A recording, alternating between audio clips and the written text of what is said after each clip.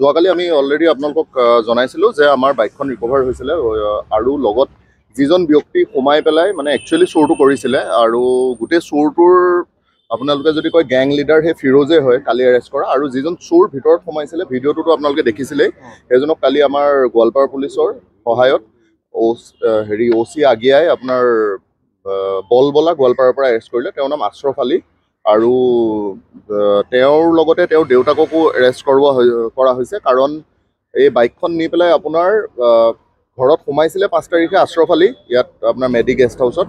তাৰ পৰা সোমাই লগত ফিৰোজো আছিলে, ফিৰোজক আকৌ তেওঁ বলবলাত হেণ্ড অভাৰ কৰিছে আৰু গোটেই মানে ডিলটোত তেখেতৰ দেউতাকৰো ইনভলভমেণ্ট পোৱা গ'ল, গতিকে তেওঁক কালি এৰেষ্ট কৰা হ'ল। আৰু তেওঁৰ পৰা এখন ছাছপেক্টেড ষ্টলেন বাইকো পোৱা গৈছে, পালচাৰ এখন। আমি এতিয়া আৰু ইনভেষ্টিগেশ্যনটো অলমষ্ট কমপ্লিটেই হ'বগৈ। এইটো গেঙৰ 4জন এতিয়ালৈকে এৰেষ্ট কৰা হ'ল। আশ্ৰফৰ দেউতাকৰ নামটো জাকিৰ। ফিৰোজৰ লগত আহিছিলে চুৰিৰ কাৰণে আহিছিলে, মানে আশ্ৰফ ঘৰটোৰ ভিতৰত সোমাইছে আৰু ফিৰোজ অলপ দূৰত। এতিয়ালৈকে যিটো আমি ষ্টেটমেণ্ট পাইছোঁ সেইখিনি আমি আকৌ ইনভেষ্টিগেশ্যনত ভালদৰে চাব লাগিব। সেইখিনি এতিয়া আমি ডিছক্ল'জ কৰিব বিচৰাও নাই গোটেই প্ৰচিডিঅ'ৰটো। আৰু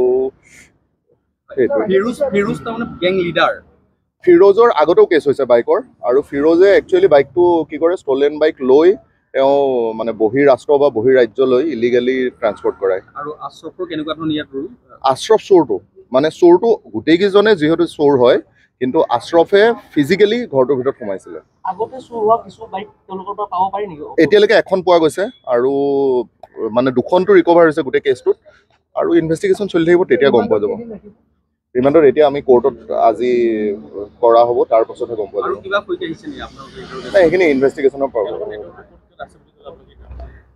নহয়। এইটো আপোনাৰ এতিয়ালৈকে আমি জনাত ধৰক মেঘালয় বা হয়তো মেঘালয়ৰ পৰা আগলৈ কিছুমান ৰাষ্ট্ৰলৈ পঠিয়াইছে বুলি তদন্ত। মানে এইটো কেছততো এতিয়ালৈকে অলমষ্ট হৈয়ে গৈছে ইনভেষ্টিগেশ্যন। আৰু বাকীটো আমাৰ দেখিছে আপোনালোকে বাইক ৰিকভাৰ, আজিও ইভেন এখন বাইক আকৌ ৰিকভাৰ হৈছে দিছপুৰ PS-ত চুৰি হোৱা। বশিষ্ঠ আৰক্ষীয়ে কৰিছে। লাষ্ট 1 মাহত আপুনি বশিষ্ঠৰ 2 মাহত অলমষ্ট এৰাউণ্ড 16খন বাইক ৰিকভাৰ হৈছে। আৰু এনেকুৱাও হয় নেকি বাংলাদেশৰ লগতো কিবা কণ্টেক্ট এনেকুৱা ধৰণৰ আছে নেকি বাইক পাৰ কৰি? হয়, পোৱা যায়।